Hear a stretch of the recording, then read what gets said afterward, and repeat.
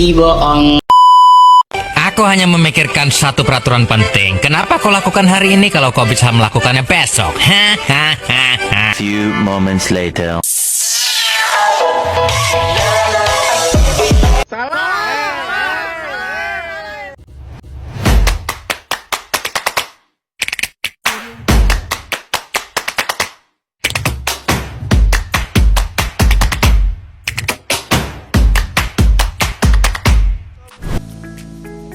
Assalamualaikum warahmatullahi wabarakatuh.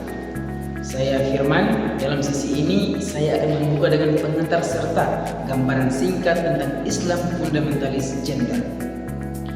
Islam fundamentalis gender adalah istilah yang digunakan untuk menggambarkan pendekatan keagamaan yang memahami teks-teks Islam secara literal, rigid, dan bias terhadap laki-laki. Pendekatan ini seringkali melahirkan praktik sosial dan keagamaan yang diskriminatif terhadap perempuan. Fenomena ini tidak lepas dari sejarah. Pada masa kolonial dan pasca kolonial, sebagian umat Islam mengalami krisis identitas akibat dominasi Barat. Sebagai respon, lahirlah gerakan fundamentalisme Islam yang mengidealkan masa lalu dan menolak modernitas, termasuk dalam isu keadilan gender. Namun, dalam realitas sejarah Islam sendiri, kita menemukan bahwa Nabi Muhammad SAW telah meletakkan dasar-dasar penting untuk keadilan gender.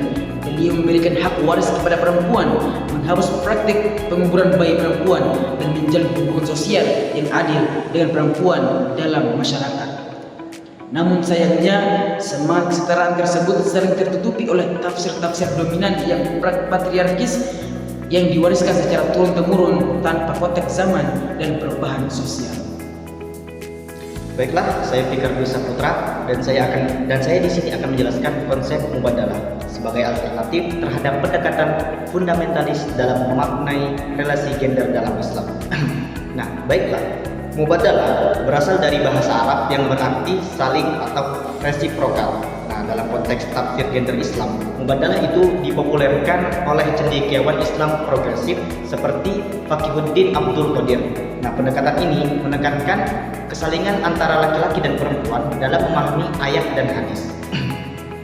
Alih-alih menjadikan perempuan sebagai objek hukum, mubadalah memperlakukan perempuan sebagai subjektif aktif yang memiliki hak dan tanggung jawab setara. Tafsir dilakukan dengan prinsip jika sesuatu ayat menyebutkan kewajiban laki-laki, maka itu juga berlaku untuk perempuan, dan sebaliknya selama tidak ada alasan syar'i yang membedakan.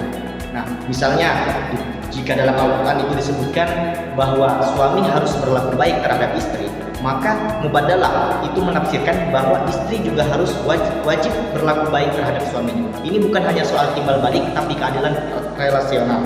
Nah, dengan konsep ini, Islam menjadikan lebih responsif terhadap realitas modern tanpa kehilangan esensi nilai-nilainya yang rahmatan lil alamin. Perkenalkan, saya Ramaditya Putra dan saya akan menutup dengan merangkum materi, memberi kutipan inspiratif dan juga menawarkan saran aplikatif.